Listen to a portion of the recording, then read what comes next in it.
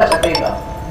मुसलमानों के अंदर भी कुछ जो बड़े बड़े पोस्ट के ऊपर है, जिन्होंने हाई एजुकेशन हासिल किया हुआ है, जिनके पास बड़ी बड़ी डिग्रियां हैं, लेकिन वो अपने माँ बाप के साथ अदब और एहतराम का बर्ताव कर रहे हैं, तो वो उनकी बड़ी डिग्रियों की बरकत नहीं है, वो उनके मुसलमान होने की बरकत है।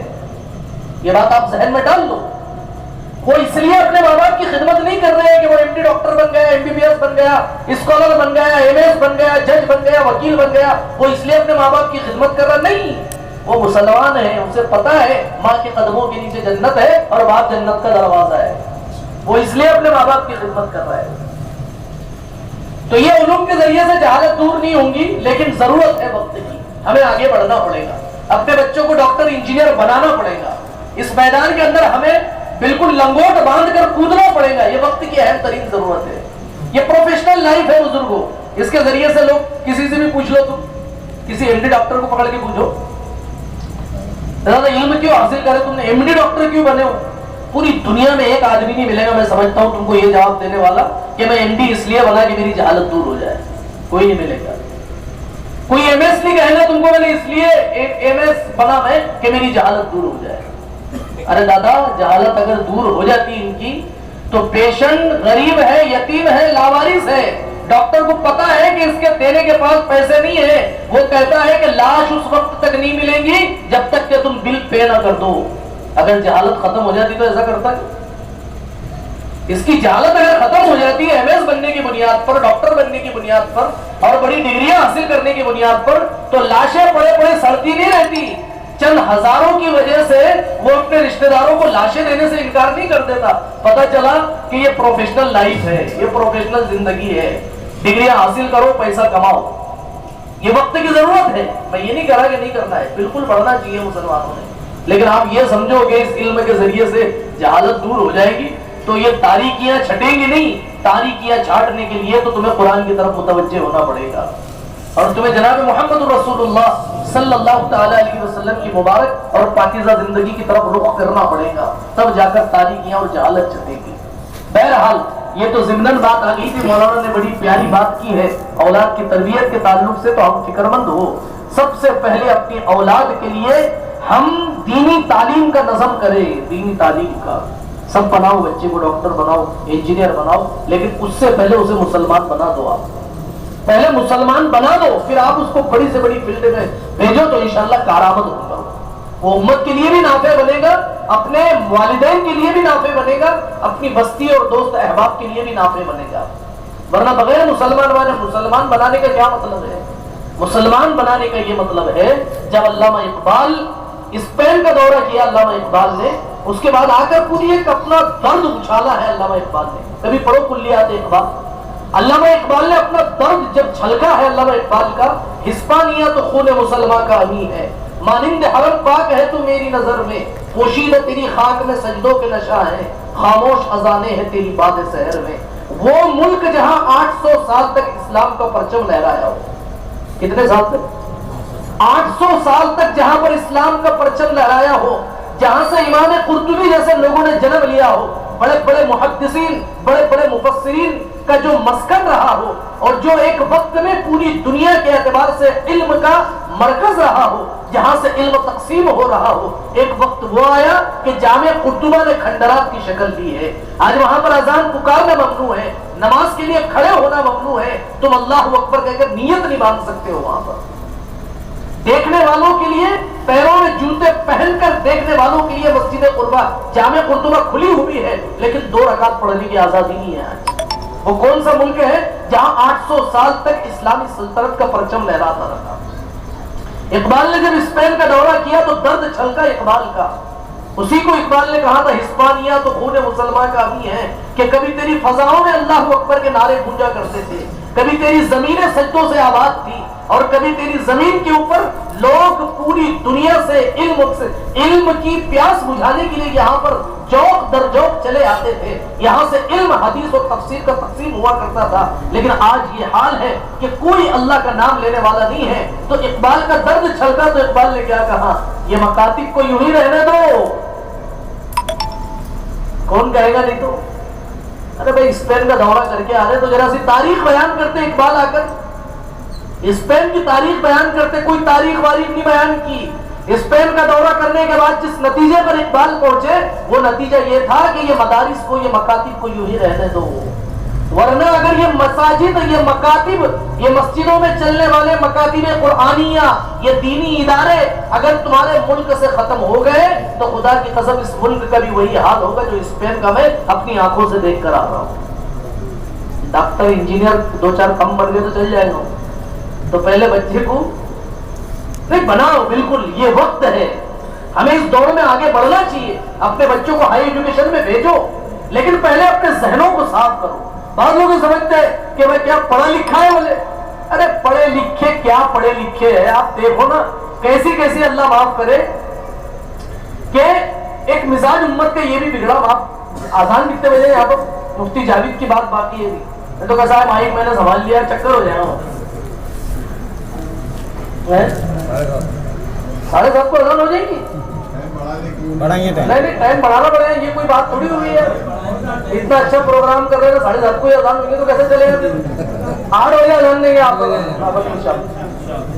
8 بجے اذان دیں گے انشاءاللہ. مفتی جاوید صاحب کی بات سنے بغیر پروگرام ختم نہیں ہوگا انشاءاللہ. ہاں تو کیا کہہ رہا تھا ہے کہ دھیان کس کو. کئی احباب آپ کو بہرحال جانے تو بات لمبی ہو جائے گی. تو اولاد کی تربیت کے تعلق سے جو بات ہوئی ہے وہ ٹاپک دیا گیا تھا مولانا یوسف صاحب کو، ماشاءاللہ اللہ ان کو جزائے خیر عطا فرمائے. تو ضروری ہے بزرگوں ہم اپنی اولاد کو اس فیلڈ کے اندر اتاریں، لیکن اپنے ذہن کا گرد صاف کر کے، اپنے ذہن سے غبار جو اپنے ذہن کے اندر یہ پردہ ہے کہ بڑے پڑھے لکھے. ارے آپ کو کہیں ایسے ایک مزاج امت کا یہ بھی بنا ہوا ہے نا کہ جو آدمی دنیاوی اعتبار سے ہائی ایجوکیشن حاصل کر لیتا ہے، بھائی بری بات نہیں، بہت اچھی بات ہے، سیکھنا چاہیے. بلکہ علامہ شامی نے لکھا ہے، میرے خیال سے ہدایہ کے اندر ہی ہے وہ بات، من جہل بأہل زمانہ فہو جاہل. جو اہل زمانے کے حالات سے بھی واقف نہ ہو وہ بھی جاہل ہے. تو اہل زمانے کے حالات کے اعتبار سے ہمیں اس میدان میں کودنا چاہیے، اپنے بچوں کو ہائی ایجوکیشن میں آگے بھیجنا چاہیے. لیکن بعض لوگ یہ سمجھتے ہیں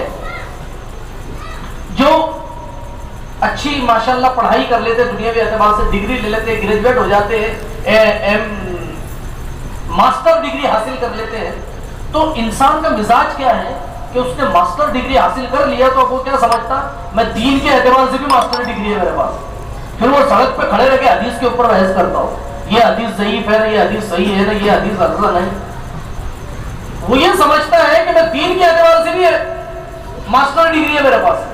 جبکہ ظاہر ہے ایک آدمی دنیاوی اعتبار سے ماسٹر ڈگری رکھتا ہو، لیکن اس نے اس بات کو قبول کرنے میں کوئی شرم نہیں ہونا چاہیے کہ میں دینی اعتبار سے جاہل ہوں. اس میں کوئی شرم نہیں ہونا چاہیے. ارے بھائی جو 8-8 سال 10-10 سال مدارس کے اندر خالص دینی تعلیم کو حاصل کرتے ہیں، جو صحیح ستہ پڑھتے ہیں، جو صحیح بخاری از اول تا آخر پوری پڑھتے ہیں، مسلم پڑھتے ہیں، ابو داؤد، ترمذی، نسائی، ابن ماجہ، ساری کتابیں حدیث کی پڑھ لیتے ہیں، جلالین تفسیر پڑھ لیتے ہیں، ہدایہ پڑھ لیتے ہیں، فقہ کے اندر شرح وقایع پڑھ لیتے ہیں، شرح جامی پڑھ لیتے ہیں، سارے علوم فنون پڑھ کر 10 سال تک فارغ ہوتے ہیں. وہ بھی یہ نہیں سمجھتے کہ ماسٹر ڈگری ہے ہمارے پاس، اور یہ کالج میں فارغ ہو گیا کالج سے تو یہ بھی کیا سمجھتا کہ دین کے اعتبار سے بھی میرے پاس ماسٹر ڈگری ہے. تو نہیں بھائی، دین کے اعتبار سے انسان اپنے آپ کو جاہل ہی تصور کرے. جب تک انسان اپنے آپ کو جاہل سمجھے گا اس کے دینی علم میں ترقی ہوتی رہے گی، اور علم کا دروازہ ہی بند ہو جاتا. جب آدمی نے یہ سمجھ لیا کہ مجھے آتا تو پھر ظاہر ہے کہ بات ہی ختم ہو گئی. تجھے آتا تو پھر اب تجھے سیکھنے کی ضرورت نہیں ہے. جس نے یہ سمجھ لیا مجھے آتا تو اس کا علم کا دروازہ ہی بند ہو گیا. انسان کی حقیقت یہ ہے کہ وہ ہمیشہ، ہم نے ہمارے بڑے بڑے اساتذہ کو دیکھا، بڑے بڑے علماء کرام، بڑے بڑے شیخ بزرگان دین، ان کی زبانوں کو مفتی تقی عثمانی شیخ الاسلام، اللہ ان کی عمر میں صحت میں برکت عطا فرمائے، شیخ الاسلام مفتی تقی عثمانی کو بارہا میں نے سنا کہ وہ کہتے ہیں کہ میں ایک طالب علم ہوں. کیا ہوتا طالب علم کا؟ اسٹوڈنٹ ہوں، میں سیکھ رہا ہوں. بولے شیخ الاسلام عالم اسلام کا جید ترین عالم دین، جس پر پورا عرب ناز کرتا ہو، پوری دنیا ناز کرتی ہو، وہ تو اپنے آپ کو کہے کہ میں طالب علم ہوں، اور اس نے ماسٹر ڈگری لے لیا تو یہ سمجھ رہا میں دین کے اعتبار سے بھی ماسٹر ہو گیا. تو ہم متوازی رکھے، اپنے بچوں کی مکاتب کے ذریعے سے، مدارس کے ذریعے سے تربیت کریں. سب سے پہلے دینیات کی بنیادی تعلیم سے ہم اپنے بچوں کو آراستہ کریں. پہلے مسلمان بنا دے، اس کے دل و دماغ کے اندر بنیاد میں اس کی توحید و رسالت کو ڈال دے، پھر اسے پھینک دو کسی بھی فیلڈ کے اندر، انشاءاللہ تیر کر باہر آ جائے گا، پھر ساری انسانیت کے لیے دافع بنے گا، کارآمد بنے گا۔ اللہ ہم سب کو عمل کی توفیق عطا فرمائے۔ تو الحمدللہ آج کی ہماری یہ مجلس اصلاً تو تعمیر مسجد کے عنوان پر قائم کی گئی ہے، تو جتنے احباب ہیں یہ یہاں پر طلبی برادری کی بستی بڑی ہے نا، طلبی برادری، پٹھان برادری کی بستی بڑی ہے، تو میں ان سے بھی درخواست کروں گا کہ مسجدوں کے بنانے کا مقصد اس کو آباد کرنا ہے، یہ کوئی شوقیہ مساجد نہیں بنتی ہے، ورنہ پھر وہی بات ہے کہ مسجد تو بنا لی شب بھر میں، ایمان کی حرارت والوں نے، من اپنا پرانا پاپی تھا برسوں میں نمازی بننا سکا۔ تو ایسا نہ ہو جائے کہ مسجد تو ہم تعمیر کر لیں ماشاءاللہ، حالانکہ علماء نے لکھا ہے کہ کوئی بھی بستی جہاں پر 10 گھر مسلمانوں کے آباد ہو، مسلمانوں کی ذمہ داری ہے کہ وہ ایک مسجد کو وجود میں لائے وہاں پر، بغیر مسجد کے ہمارے معاملات حل نہیں ہو سکتے۔ تو یہ تو اللہ کا فضل ہے، یہاں تو بڑی آبادی ہے، نمازی بھی ہے، اور ان کے بنانے والوں کو بھی یہ جو مسجد تعمیر ہو رہی ہے اللہ بہترین بدلہ عطا فرمائے۔ جن مرحومین کے نام سے یہ مسجد بنائی جا رہی ہے اللہ ان کی قبروں کو نور سے منور فرمائے۔ اس مسجد کا نام نور القمر تجویز کیا گیا ہے، یہ جو مسجد یہاں پر تعمیر ہوگی اس مسجد کا نام نور القمر تجویز کیا گیا ہے۔ جن کے نام پر یہ مسجد تعمیر ہو رہی ہے اللہ ان کے لیے بھی دعا کرے، اللہ ان کی مغفرت فرمائے۔ اب آئیے میں بلا کسی تاخیر کے، ماشاءاللہ کافی وقت ہے، اگر 8 بجے بھی اذان ہوں گی انشاءاللہ تو 35 منٹ ہے ابھی، میں مفتی جاوید صاحب جو مساوت سے تشریف لائے ہیں، میں بڑے ہی ادب و احترام کے ساتھ ان کو دعوت دیتا ہوں کہ وہ آئے اور اپنے ملفوظات سے ہم سب کو مستفید فرمائے۔ حضرت مولانا مفتی جاوید صاحب جو مساوت سے تشریف لائے، اور مفتی جاوید صاحب کی بات کے بعد انشاءاللہ مفتی صاحب ہی دعا کریں گے، دعا کے اوپر ہماری مجلس کا اختتام ہو جائے گا انشاءاللہ۔ السلام علیکم ورحمۃ اللہ۔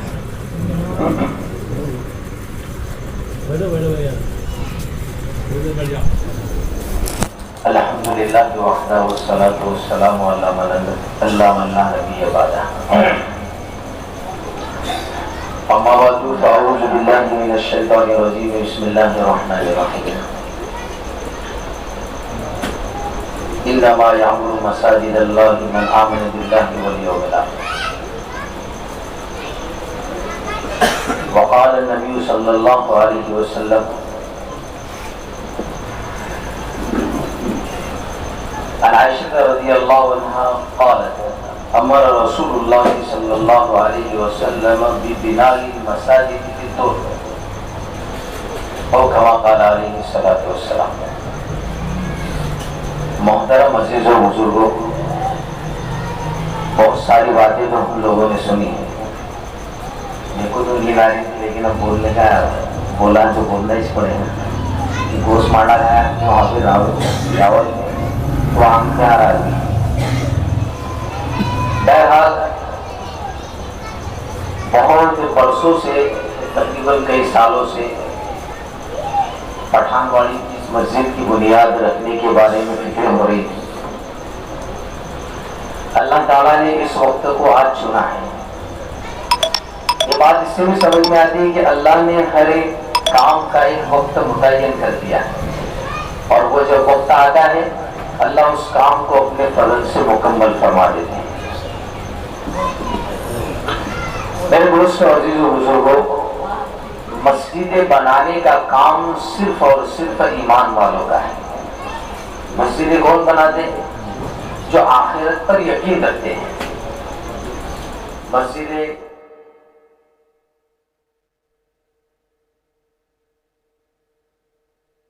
اور اس کی آبادی کی فکر کرتے، یہ مسلمانوں کا پیشہ ہے، مسلمانوں کا شعبہ ہے، مسلمانوں کا عمل ہے، اس لیے کہ مسلمانوں کی کامیابی کی سب سے بڑی منزل و آخرت ہے، اور مسجد بنانے کا ثواب اور اس کو آباد کرنے کا اجر آخرت میں اللہ تعالیٰ عطا فرمائیں گے۔ اس لیے قرآن عزیز میں فرمایا انما یعمر مساجد اللہ من آمن باللہ والیوم الآخر، جو اللہ پر ایمان لاتا ہے اور آخرت پر جس کا یقین ہے وہی مسجد بنائے گا، ورنہ مسجد بنانا اتنا آسان نہیں ہے۔ ذرا سوچو، ایک گھر اگر ہم بنائیں 10 بائی 10 کا تو فکر لگ جاتی ہے، اینٹ جمع کرنا ہے، سیمنٹ لانا ہے، اساری لانا ہے، مستری کا انتظام کرنا ہے، اتنی فکر انسان کے اوپر سوار ہوتی ہے۔ آج کے دور میں تو مہنگائی کا دور ہے، مہنگائی کا دور کہ لوہا آسمان کے اس کی قیمتیں آسمان کو چھو رہی ہے، مٹی کی اینٹوں کی قیمتیں آسمان کو چھو رہی ہے، سیمنٹ کی قیمتیں آسمان کو چھو رہی ہے، لیکن پھر بھی ایسے مہنگائی کے زمانے میں مساجد کی بنیاد کے ارادے کرنا اور اس کو تعمیر کے تکمیل تک لے کر جانے کی فکر جاری کرنا، یہ کون کر سکتا ہے؟ ایمان والے ہی کر سکتے ہیں۔ کیوں؟ اس لیے ایمان والے جانتے ہیں کہ اللہ تعالیٰ 1 روپیہ لگانے پر 10 روپے کا اجر ثواب عطا فرماتے ہیں، اور نیت ہو تو 70 درجے ثواب عطا فرماتے ہیں، اور ایک جگہ فرما بغیر حساب اللہ اجر عطا فرماتے ہیں۔ اور ہم جانتے ہیں کہ ہم جتنے بھی کام کر رہے ہیں ان سارے کاموں کے پیچھے ہمارا مقصد ہے، ہماری نیت، ہمارا مقام کیا ہے؟ ثواب کو حاصل کرنا، ثواب۔ اس لیے کہ مسلمان اتنی محنتوں سے مال کماتا ہے اور اپنے غربت اور تنگی کے عالم میں اس میں سے مال نکال کر اللہ کے راستے میں دیتا ہے، صرف اس نیت سے کہ مال جو میں لگاؤں گا اللہ اس کا اجر و ثواب مجھے عطا فرمائیں گے۔ اور مسجد کیا دیں گے اللہ تعالیٰ اس کو؟ ہم ہمیشہ سنتے رہتے ہیں من بنا للہ مسجدن، لیکن اس میں ایک جملہ قرآن احادیث مبارکہ کا آ گیا، یذکر فیہ اسم اللہ بنا اللہ بیتا فی الجنہ۔ مسجدیں بنا رہے ہیں لیکن پیڑیا بھوکنے کے لیے نہیں، تھوکنے کے لیے نہیں، بلکہ مسجدوں کے بارے میں رسول اکرم صلی اللہ علیہ وسلم نے فرمایا تھا مسجدیں بناؤ محلوں میں، اس کو صاف ستھرا بھی رکھو۔ مسجدیں بن گئے، اب یہ مسجد ایک ٹپرے کی شکل میں تھی، اب کسی کے دل میں کوئی ہرس پیدا نہیں ہو رہی تھی، اب دھیرے دھیرے دماغ میں بھوت سوار ہوگا، اب میرے کو یہاں کا ممبر بننے کا ہے۔ اب دیکھو ڈائریکشن دینے کی عادت کب آتی ہے؟ جب مسجد کی شکل تبدیل ہو جاتی ہے۔ اب جو بیچارے برسوں سے محنت کر رہے تھے ان کو سائڈ میں لگانے کی ساری اسکیم ابھی سے شیطان دماغ میں ڈال دے گا، یہ ایسا بالکل نہیں ہونا چاہیے۔ جو برسوں سے فکروں میں لگے ہوئے تھے ان کا مقام برقرار رہنا چاہیے۔ ایسا نہیں ہے اب مسجد بن گئی تو ہمارے مسجدوں کا حال تو یہ کہ مولانا مسجد سیاست کے اڈے بن گئے۔ ہاں مسجدوں میں اس لیے لکھا ہے کہ مسجدوں کے اندر یذکر فیہ اسم اللہ، صرف اللہ ہی کے ذکر کے لیے بنائی جا رہی ہے مسجد۔ اب یہاں پر کوئی تام جام چلے گا نہیں، تمہاری دنیا کی، تمہاری تکبر کی ساری باتیں مسجد کے گیٹ کے باہر ہونا چاہیے۔ رسول اکرم صلی اللہ علیہ وسلم نے فرمایا مسجد میں ایک تو اچھی باتیں کہنے کے لیے آؤ یا سننے کے لیے آؤ یا پھر خاموش بیٹھو۔ مسجد کائے کے لیے؟ اچھی باتیں کہنے کے لیے یا سننے کے لیے، حکمت کی باتیں پہنچانے کے لیے، تعلیم دینے کے لیے، نہ کہ دنیا کی باتیں کرنے کے لیے یا اپنا ایک مقام مسجد میں حاصل کرنا ہو اس لیے آنے کے لیے نہیں ہے کہ مسجد عالیشان بن جائے گی، مسجد کو بہترین طریقے سے بنا دیا جائے، ایسی مسجد بنے گی۔ ابھی مسجد بن رہی ہے، اب ہمارے دلوں کے اندر یہ نہ ہو کہ ماشاءاللہ عالیشان مسجد بنے گی، اس کے نیچے دکانیں بھی نکلیں گی، پھر انکم آنے والی ہے۔ اب دماغ کے اندر شیطانیت ابھی سے جاری نہیں ہونا چاہیے۔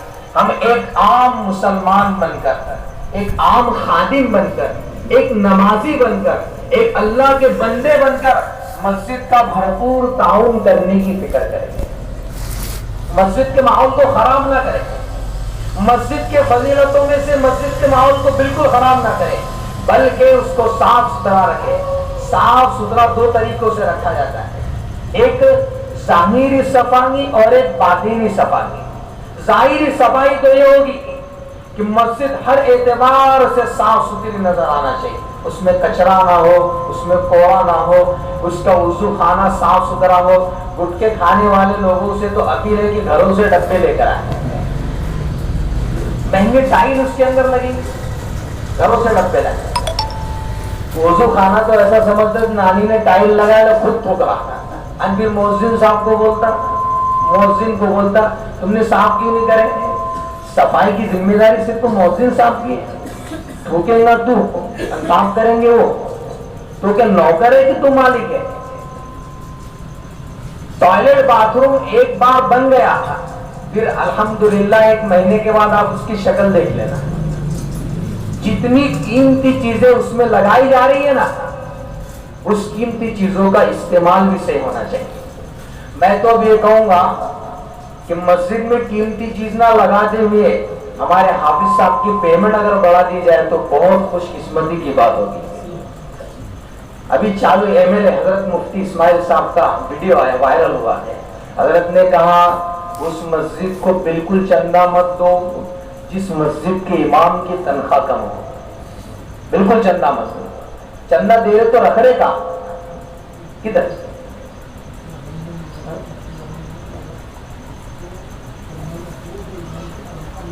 हाँ इमाम की तनख्वाह जोड़ा बड़ा है, उसको चंदा मत दो। चंदा जमा हो रहा है लेकिन इमाम की तनख्वाह वहीं पर है। जैसे मौलाना खालिद साहब ने और हजरत मौलाना यूसुफ साहब ने जो औलाद की तरबियत के बारे में बातें की, तो यकीनन मानिए हमारे माशरे के अंदर से, हमारे जहनों से जो आलिम, हाफिज, मुफ्ती, कारी और उलमा बनाने का जो जहन निकलता चला जा रहा है, इसकी वजह क्या है? क्या वजह बोलो? सबसे बड़ी वजह है कि इमाम की तनख्वाह सही नहीं है, उसको मिलने वाली आमदनी सही नहीं है। इसके बरखिलाफ जो माहौल बाहर का हम देख रहे हैं कि डॉक्टर साहब ने छोटी सी डिग्री लाए, वो डिग्री कहाँ तक चलेगी? कवर तक, लेकिन उल्टा इंजेक्शन मारे कि रिएक्शन वाला हो कि इंफेक्शन वाला हो, उसको तो 100% महीने के कई न कई रुपए मिलने वाले हैं। तो हमारी तनख्वाह है क्या मेरे अजीजों दोस्तों को? क्या आदमी कितना बड़ा भी मुत्तकी बन जाए, कितना बड़ा भी अल्लाह वाला हो, तो क्या हवा से पेट भरेगा?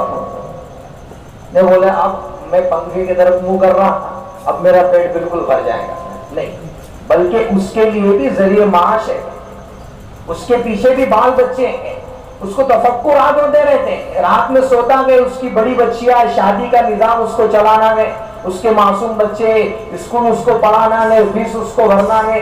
अरे अगर देखा जाए तो सिर्फ इमाम का अगर तनख्वाह 7,000 रुपए है तो आज के दौर में इमाम का खर्चा ही 7,000 रुपए से ज्यादा है। अगर दूध लेने जा रहा हो तो कम से कम आधा लीटर दूध लेता है, 25 रुपए के हिसाब से अगर दूध का हिसाब मारा जाए तो कितने हो रहे उसके? 750 रुपए तो महीने का उसका दूध है। और अगर 1 लीटर दूध लेना तो 1500 रुपए तो दूध के चले गए। 5 किलो का डब्बा तेल का है हर महीने का 500 रुपए ने, बल्कि 700 रुपए तेल हो गए महंगा। फिर भी लोग क्या बोलते? अरे अल्लाह ताला ने इनके माल में बहुत बरकत दिए बोले। तो तेरे पैसे इनको दे देंगे 15,000, इनके 7,000 तू ले ले, तो बरकत वाले पैसे क्यों नहीं लेते? नहीं, मौलाना की बरकत वो टिप टॉप। बोले देखो नाजिम साहब पर गाड़ी में घूम रहे हो तो क्या पैदल चलना? बोले इमाम साहब इतनी छोटी मस्जिद के और देखो कैसे आलीशान कपड़े पहनते कुछ, तो इसके दिमाग में वैसे कीड़े रहते। तो क्या हमने क्या हमके चंदे से खाते रहते क्या? हमारा मिशन ही चंदा करना है क्या? ऐसा थोड़े है। ये तो तुम्हारा काम था कि उलमा को आलीशान तरीके से रखना। जरा जाओ और बहुरी लोगों के उलमाओं को देखो, वो तो एक सीढ़ी भी नीचे नहीं उतरते थे। उनका ऑर्डर रहता है हमको इतने रकम मस्जिद में चाहिए, नहीं देना नहीं देना है उनको। आलीशान गाड़ियां उनके लिए, लेकिन शुक्र मनाओ कि हम बेचारे मौलवी तुम्हारी मोहब्बत में सब पी डालते हैं। तुम्हारे घर का बाया का टेंशन भी तुम हमको देते आके अभी बाया की तुम सुनते नहीं घर में, हम बाएं तुम्हारे सुनते नहीं, तो तुम किसको सुनाने का? आप इमाम साहब को सुना दो, सारे घर के टेंशन ही आता। तो बिल्कुल नहीं होना चाहिए। इमाम मस्जिद की फजीलत में है इमाम का बेहतरीन इकराम करें, उसको ऐसी तकरीम दो, उनको इतनी तनख्वाहें दो कि वो अपने जहनों से दुनिया की सारे मशागिल से फारिग हो जाए। इसलिए औरंगजेब रहमतुल्लाह अलैह के बारे में लिखा है, आलमगीर रहमतुल्लाह अलैह के जमाने के अंदर जब देखा کہ علماء اکرام کی قدر کم ہوتے جا رہی ہے. حضرت نے اعلان کرایا کہ بھائی علماء کی پیمنٹ بڑھا دو, 1-1 لاکھ اشرفیوں کے قریب ان کو دینے کا اعلان کر دیا. تو جو وزیر لوگ ان کے آگے پیچھے گھوم رہے تھے سب نے اپنے بچوں کو عالم بنانا شروع کر دیا. اگر ہم بھی علماؤں کی تنخواہیں بڑھا دیں گے انشاءاللہ 20,000 15,000 کم سے کم 15,000 کے درجے میں اگر امام کی تنخواہ ہوگی نا تو انشاءاللہ ہر گھر میں آپ کو عالم ملے گا انشاءاللہ. ایک ذریعہ معاش ہے دوستو, ذریعہ معاش. ہاں تو میرے عزیز و دوستو, فضیلتوں کے اندر یہ بھی آتا ہے ظاہری باطنی فضیلت ہے. امام بھی مسجد کا ایک جز ہے, جز. امام کے بغیر آپ کی نماز مکمل نہیں ہو سکتی. اس لیے مسجد کے اندر اعلیٰ ٹائل لگانے سے اچھا ہے اور عالیشان اس کو بنانے سے اچھا ہے اماموں کی تنخواہوں پر اور ان کی اجرت پر, ان کی گھر کی آمدنی پر, ان کی خرچ کے اوپر اگر ہم دھیان دیں گے تو انشاءاللہ العزیز آپ کی یہ مسجد ابھی بھی چل رہی تھی. عالیشان بننے کے بعد 6 نمازیں پڑھیں گے تم بولے خوش ہوگا اب نئی مسجد بن رہی, ابھی اشراق نماز پڑھا دو. کتنی پڑھیں گے بولو, 5 پڑھنے والے. خوشی تو اس بات کی ہے کہ اللہ نے اب اس پترے والی مسجد کو اب سلیب والی مسجد اور RCC والی مسجد بنا رہے. یہ اللہ کا اپنا فضل ہے اور کرم ہے. تو مسجد اس لیے بنائی جا رہی ہے کہ اس میں اللہ کا ذکر کیا جائے, نہ کہ یہاں مسجد میں آنے کے بعد دنیا کی باتیں ہو یا ایک اپنا مقام حاصل کرنا ہو یا یہ کہ مجھے ممبر نہیں بنایا تو مجھے پریشانی ہو. میرے دوستو عزیزو, یہ ساری باتیں ہمارے ذہنوں کے اندر بالکل نہیں ہونا چاہیے.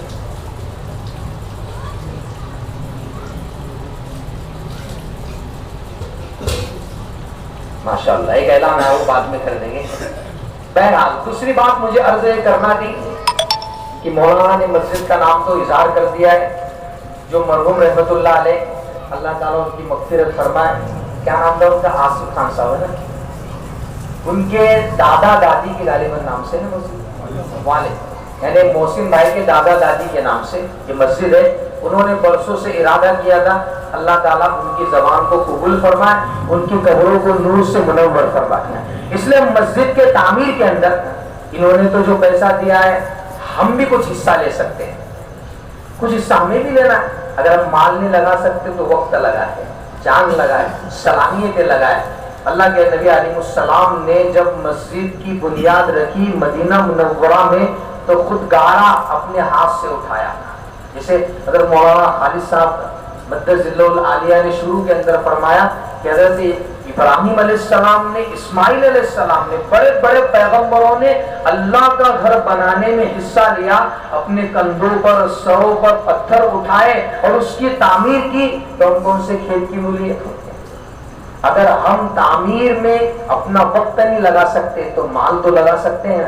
اب مسجد بنانے میں اگر ہم نے 1 اینٹ بھی لگا دی تو انشاءاللہ 1 اینٹ کا اللہ پوری مسجد کا ثواب ہمیں عطا فرمائیں گے. تو مسجد کی تعمیر شروع ہو گئی ہے. اللہ نے جیسی ہم کو حیثیت دی ہے ہم اس حیثیت کے مطابق اس کے تعمیری کام میں حصہ لیتے ہیں. مالی بھی تعاون کر سکتے ہیں, اور اگر مالی نہیں کر سکتے ہیں تو انشاءاللہ جانی تعاون لگائیں, وقت لگائیں. اتنا تعاون کرو سکتے نا وہ ارے سانگا نا یہ مسجد پٹھان واڑی چی ہے, کونچی لوگوں نے پٹھان واڑی بنا لیا تھا. اپلا کام ہے کہ آپ بھی کہلا ایسا نہیں کہ باہر جو لوگ آنے کے دیش میں اپنے تھا, اپلا کام آپ بھی کہلا ایسے مجھا. انشاءاللہ جتنا اپنا پیسہ لاگیں نا اللہ تعالیٰ اپنی گھرات بھی برکت داڑی تو لاؤشار کی انسان. تو اپنے کو ایک تو مسجد کی فضیلت کے بارے میں بہت ساری روایتیں آپ سنتے رہتے. اللہ کے نبی علیہ السلام نے فرمایا مسجد تو اللہ کا مہمان خانہ ہے. مسجد کیا ہے؟ مہمان خانہ ہے. ہر آنے والا نمازی اللہ کا مہمان ہے, اور اللہ کیسے مہمان نوازی کرتے؟ رسول اکرم صلی اللہ علیہ وسلم نے فرمایا آنے والے مہمان کے گناہوں کو اللہ معاف فرما دیتے ہیں, اس کے گناہوں کو نیکیوں میں تبدیل کر دیتے ہیں, اور وہ جب تک مسجد میں بیٹھا رہتا ہے فرشتے اس کے لیے دعائیں مغفرت کرتے رہتے ہیں.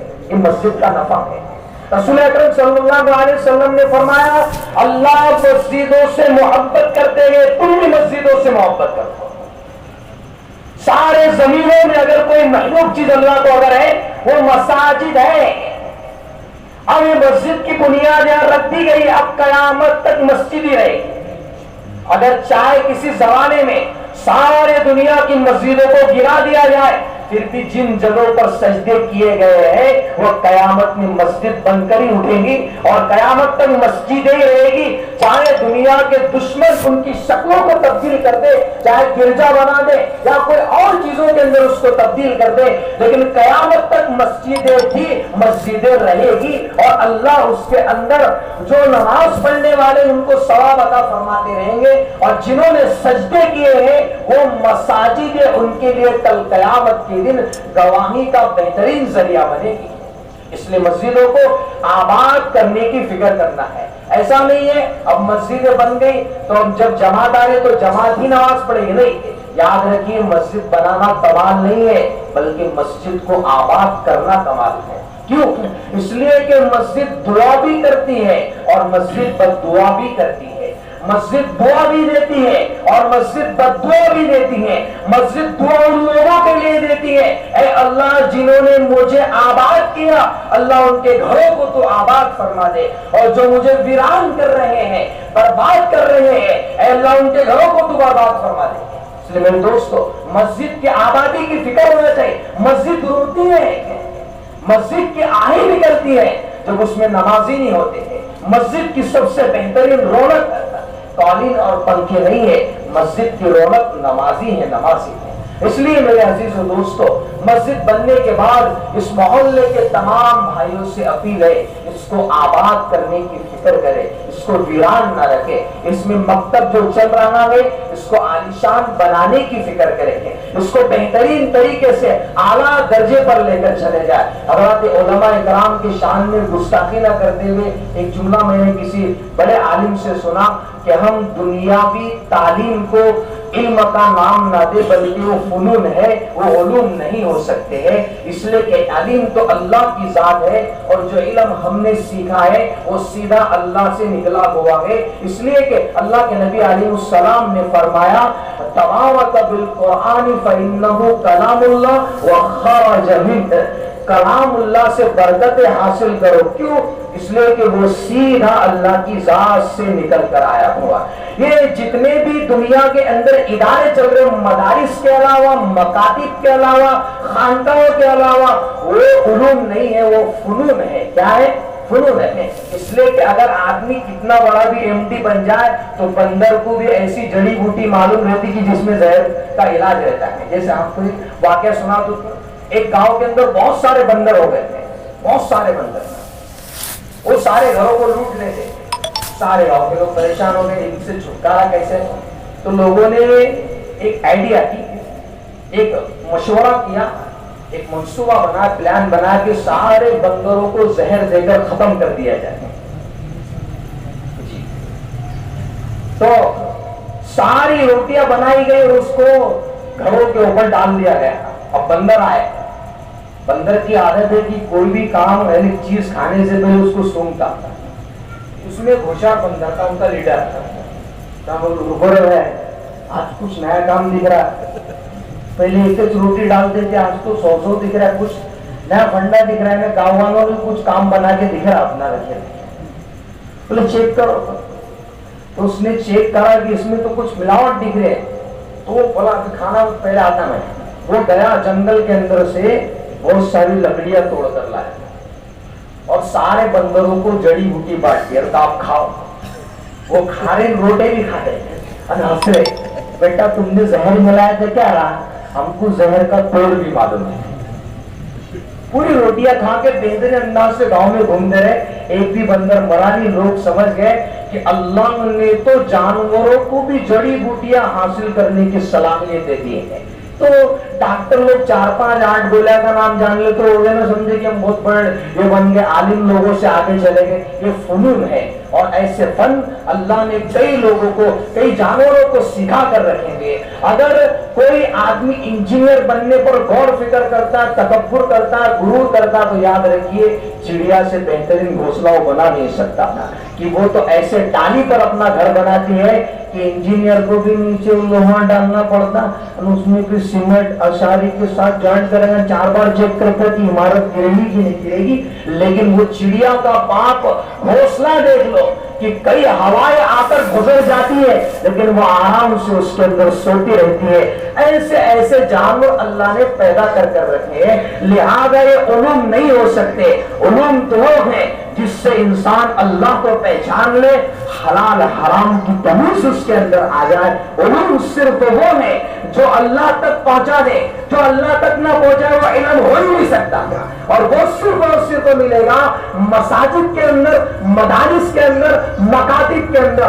बाकी डिग्रियां हासिल करके जो लोग आ रहे हैं वो अपने साथ में बेहयाई, रिश्वतखोरी, सूदखोरी, सारी चीजों को लेकर आ रहे हैं। लेकिन अल्हम्दुलिल्लाह रब्बिल आलमीन उलमाए कराम के पास जो डिग्रियां हैं वो डिग्री मदरसे से लेकर तो कयामत तक मैदान हश्र तक चलेगी। आपको मालूम होना चाहिए कि उलमाए कराम की शाही को अल्लाह कयामत के दिन तोलेंगे। इसलिए एमडी डॉक्टर ने जितने भी लिफाफे लिखे हुए हैं ना, हम फख्र करते अपने उलूम के ऊपर, उनका भी तवाजुन हो जाएगा, हमारा भी मुआवजा अल्लाह फरमाएंगे। हमारी सियारी जो हमने लिखी है, हमारे रजिस्टर पर काल रसूलुल्लाह हमने लिखा है, और जो फिका के मसाइल लिखेंगे वो रोशनाई अल्लाह कल कयामत के दिन तोड़ेंगे, उसका जो सवाब उलमा को दिएंगे अल्लाह तबारक व तआला का। इसलिए मेरे अजीजों दोस्तों, उनका मकाम कहाँ, हमारा कहाँ, लेकिन हम उसको उलूम ना कहे,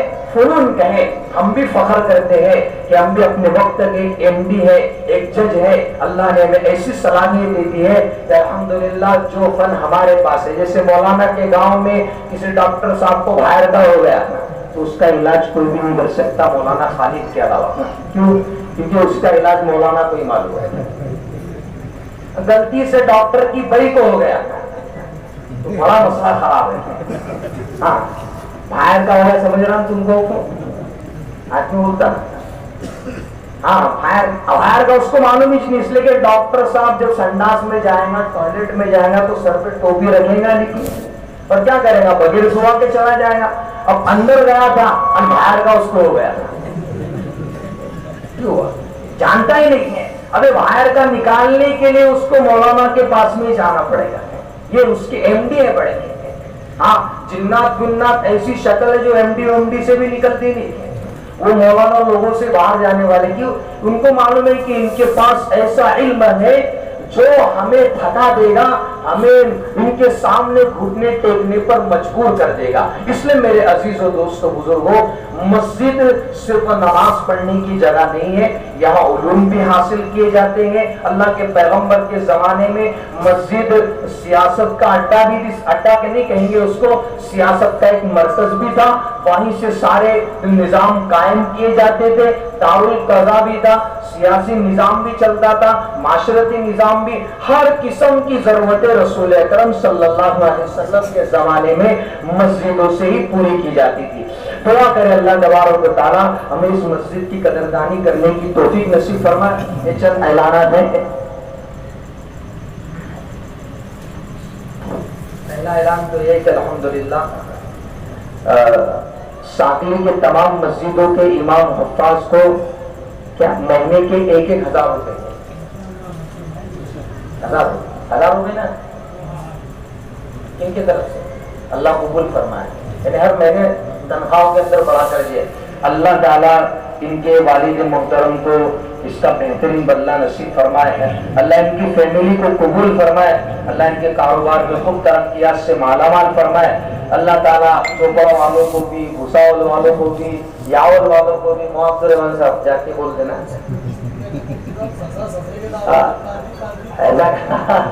अल्लाह ताला ये साकली वालों की मिसाल हर गांव में अल्लाह कायम करने की तौफीक नसीब फरमाए। और दुआ करें ये जो निजाम शुरू किया है ये मौत तक नहीं बल्कि कयामत तक चलता रहे। हमारे भाई रहे ना रहे कोई, लेकिन इंशाअल्लाह ये निजाम चलता रहेगा। और सिर्फ आप लोग भी हदिये दे सकते हैं, हदिये दे सकते हैं। अरे हदिया समझता है आपको, हर महीने का कुछ न कुछ ऐर अपनी जेब में से मौलाना लोगों को दे दिया करो, खर्चा पानी ऊपर। कितने कूड़े अपन खा लेते, तो अगर 10-12 कूड़े अपन ने कम करके अगर उसमें से निकाल कर اگر ان کی ضرورتیں پوری کی تو انشاءاللہ اتنا اچھا پڑھائیں گے تمہارے بچوں کو. لوگ بولتے ہیں ہمارے بچے پڑھ رہے تھے, کیا کام پڑے گا؟ مولانا گھر میں یہاں آ کے بیٹھ رہا تھا, بیوی نہیں بول رہے تیل ختم ہو گیا. اب پورا دماغ تو تیل کے ڈبے میں ہے نا, میرے بچے کو کیا پڑھائے؟ پورا دماغ نماز میں مولانا کو سجدہ 100 بولے سجدہ 100 کرتے ہیں. انہوں نے دھیان سے, ارے نالائق, تیرے کو دکان کی فکر رہتی تو اس کو مکان کی نہیں رہے گی کیا؟ سارے تمہارے 100 کا فکر ان کے اوپر ہو رہا ہے, پیچھے تو الٹے سیدھی باتیں سوچتے رہتا, مولانا کو اس کا اثر ہوتے رہتا. ہر مقتدی کا اثر مولانا پر, یاد رکھنا ہے. اس لیے اللہ تعالیٰ ان دینے والوں کو بے انتہا قبول فرمائے. اسی طریقے سے خان فیملی کی طرف سے مرحوم, ہاں یہ مرحوم آصف خان صاحب کے نام سے انشاءاللہ مسجد بنائی جائے گی, جو کہ آصف خان صاحب کے بھائی کے بیٹے اور بھتیجوں کی طرف سے بنائی گئی. اللہ تعالیٰ ان کے سارے خاندان والوں کو بے انتہا قبول فرمائے. اور جو لوگ آئندہ تعمیری میں کام میں حصہ لیں گے, اللہ تعالیٰ سب دینے والوں کو اجر عظیم عطا فرمائے. اس مسجد کو اور اس میں چلنے والے مکتب کو اس محلے کے لیے آخرت کا بہترین ذریعہ بنائے, ان کے اصلاح کا بہترین مرکز بنائے. آنے والی جماعتوں کے ذریعے سے اللہ تعالیٰ پورے محلے والوں کی بہترین اصلاح فرمائے. اور خصوصاً میں مبارکباد دیتا ہوں حافظ اسرار صاحب کو.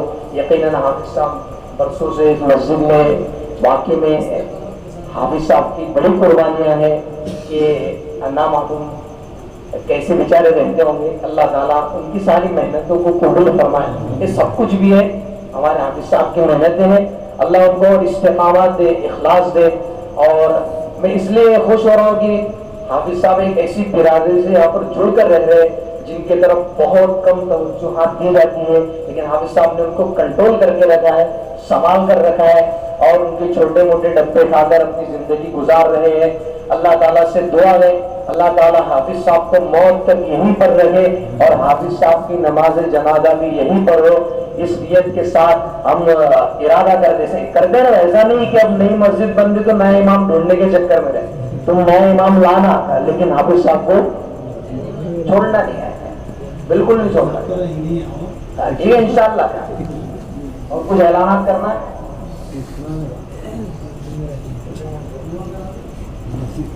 اللہ تعالیٰ سارے آنے والے علماء اعظام کو قبول فرمائے اور سب کا سفر اللہ تعالیٰ آسان فرمائے. بھائی دعا کے بعد اذان ہوگی فوراً, ہے نا, اس کے بعد میں فوراً جماعت کری ہوگی اور گوشت مانڈے کا نظام ہے. ہر آنے والا ساتھی کھا کر جائے اور کھلانے والے کو دعا بھی دے کر جائے. الحمدللہ رب العالمین والصلاة والسلام علی اشرف الانبیاء والمرسلین. ربنا آتنا فی الدنیا حسنہ وفی الآخرۃ حسنہ وقنا عذاب النار. ربنا لا تجعلنا فتنة للقوم الظالمین ونجنا برحمتک من القوم الکافرین. یا اللہ ہمارے گناہوں کو, خطاؤں کو, لغزشوں کو اپنے کرم سے, فضل سے معاف فرما. اے اللہ ہم سب کے جمع ہونے کو بے انتہا قبول فرما. اے اللہ تیرے پیارے حبیب نے ارشاد فرمایا ہے جہاں بھی ایسی مجلس خیر کی لگتی ہیں اس پر تیرے مغفرت کے وعدے ہوتے ہیں. اے اللہ تیرے گھر کی بنیاد رکھنے کے لیے ہم سب جمع ہوئے ہیں, ہم سب کے جمع ہونے کو بے انتہا قبول فرما. اے اللہ جن لوگوں نے اس مسجد کی بنیاد کا ارادہ کیا ہے ان کی ارادے کو قبول فرما, اس مسجد کی تعمیر کو مکمل فرما. اے اللہ ان کے خاندان والوں کو اجر عظیم عطا فرما, ان کے مرحومین کی کربٹ کربٹ مغفرت فرما, عذاب قبر سے ان کی حفاظت فرما, ان کی قبر کو جنت کا باغ بنا. اے اللہ ان کو راحت نصیب فرما اور جنت میں ان کے لیے بہترین محل بنا. اے اللہ اور ان کے خاندان والوں کو اے اللہ دینی تعلیم سے آراستہ فرما, ان کے خاندان میں علماء حفاظ پیدا فرما. اے الہ العالمین ان محلے والوں کو سب کو نمازی بنا, مسجد بننے کے بعد اس کے آبادی کی فکر نصیب فرما, اس کے مکتب کو پختہ بنا, پڑھنے والے بچوں کو عالم حافظ بنا. اللہ قاری قرآن بنا, بہترین قرآن پڑھنے سکھانے والا بنا، حلال حرام کی تمیز کرنے والا بنا۔ اے اللہ مستورات میں دین کی تعلیم کو جاری فرما، اس مسجد کو اس محلے کے لیے بہترین مرکز بنا، ہدایت کا مرکز بنا، مغفرت کا مرکز بنا، علم کا مرکز بنا، اے اللہ خیر کا مرکز بنا، برکتوں کا مرکز بنا۔ جتنی امیدیں محلے والے اس مسجد سے لگا کر رکھے ان تمام امیدوں کو مکمل فرما۔ اللہ جان لگانے والوں کی جان مال کو قبول فرما، بنانے والوں کو بہترین بدلہ نصیب فرما۔ اللہ جتنے علماء کرام اتنا سفر کر کر آئے ہوئے ان کے سفر کو قبول فرما۔ اے اللہ ہم تمام کو علماء اعظام کی قدردانی کرنے کی توفیق عطا فرما، ہر مقتدی کو اپنے امام کی قدر کرنے کی توفیق عطا فرما۔ علماء کرام کا اے اللہ عظمت سے ساتھ ان کا اکرام کرنے کی توفیق عطا فرما۔ اپنے بچوں کو بھی دینی تعلیم اور دینی علوم حاصل کرنے کے راستے پر چلانے کی فکر نصیب فرما۔ اے اللہ ہر بچے کو عالم حافظ بنا، قاری قرآن بنا، اور ساتھ ساتھ دنیا کے جتنے فنون ہیں وہ سب نصیب فرما۔ اے اللہ ہر میدان میں مسلمانوں کو آگے بڑھا۔ اے اللہ دینی میدان میں، دنیاوی میدان میں، سیاسی میدان میں، ہر میدان کے اندر اے اللہ مسلمانوں کا بول بالا عطا فرما۔ ہم تمام کو دینی تمام شعبے کے اندر حصہ لینے کی توفیق نصیب فرما۔ خصوصاً اے اللہ اس مسجد کا پورا ثواب، تعمیری ثواب مرحوم آصف خان صاحب کو عطا فرما، ان کے اہل خانہ کو عطا فرما، ان کے سارے مرحومین کو عطا فرما۔ اے اللہ ان کے سارے بچوں کو قبول فرما، انہیں صحت تندرستی عطا فرما، ان کے تمام رشتہ داروں کو بہترین بدلہ نصیب فرما، انہیں اخلاص عطا فرما، اور اس مسجد کی جتنی آئندہ ضرورتیں ہوگی اے اللہ انہیں پورا کرنے کی توفیق نصیب فرما۔ اے اللہ اس مجلس میں جتنے لوگ جتنی تمنائیں لے کر بیٹھے ہوئے سب کی دلی دعاؤں کو قبول فرما۔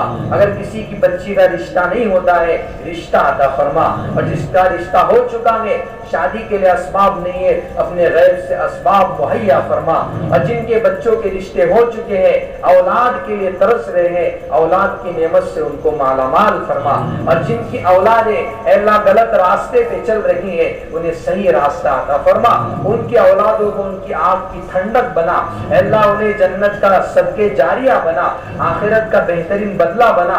اے اللہ اور ہر نوجوان کو اپنے ماں باپ کی خدمت کرنے کی توفیق نصیب فرما۔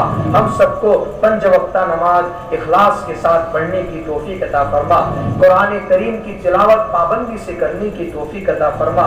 الہ العالمین ہم سب کو موت سے پہلے حج بیت اللہ نصیب فرما، مدینہ کا قیام عطا فرما، اس کے اسباب نصیب فرما۔ اے اللہ پہنچانے والی ذات تیری ہے تو بہترین پہنچانے والا ہے۔ اللہ اس آج کی بنیادی برکتوں سے اللہ ہم سب کا پہنچنا مقدر فرما، ہمارے لیے اسباب آسانی کے ساتھ نصیب فرما۔ اے اللہ جتنی خیر کی لائی کی دعائیں آپ کے حبیب نے مانگی ہے ان سب میں ہم سب کا اور ساری امت مسلمہ کا حصہ عطا فرما۔ جن شرور فتنوں سے پناہ مانگی ہے اس سے ہماری اور سارے امت مسلمہ کی حفاظت فرما۔ ہماری دعاؤں کو اپنے کرم سے فضل سے رسول پاک صلی اللہ علیہ وسلم کے صدقے وسیلے سے قبول فرما۔ ربنا تقبل منا انك انت السميع العليم وتب علينا انك انت التواب الرحيم وصلى الله على النبي الكريم والحمد لله رب العالمين۔